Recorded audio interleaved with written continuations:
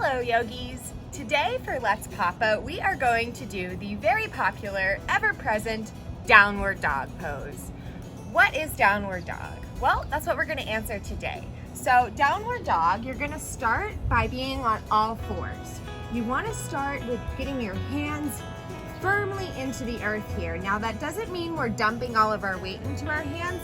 It means more of the opposite actually, that we're pushing the earth away with our hands.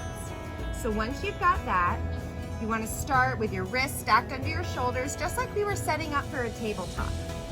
Then you want to tuck your toes and send your hips high. We want to get that nice long spine here for downward dog. So our hips are going up to the sky. We're pushing the earth away with our hands, not dumping into our wrists or our shoulders. Our shoulders go down our back, nice and easy. And now for the feet.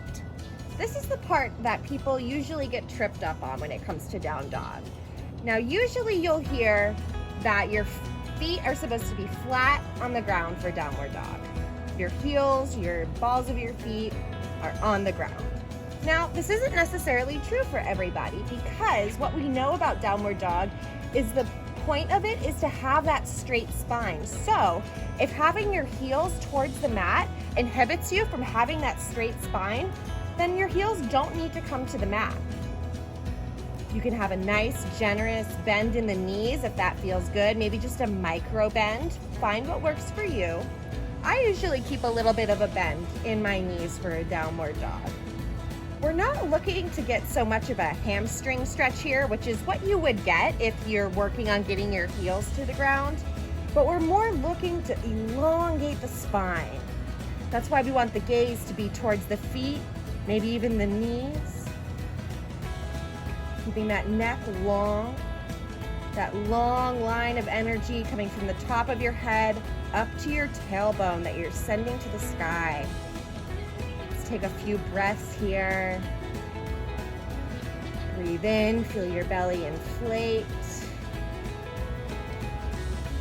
Exhale, let it naturally seep out.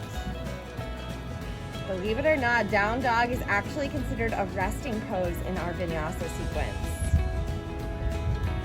There's so much work happening here. It can be very beneficial for your practice, just to practice doing a down dog outside of a set of vinyasas. And let's release those knees back to the mat. You can always take a child's pose after that. That usually feels really lovely. And now, hopefully, you feel a little bit more comfortable in your downward dog. Thanks for joining me.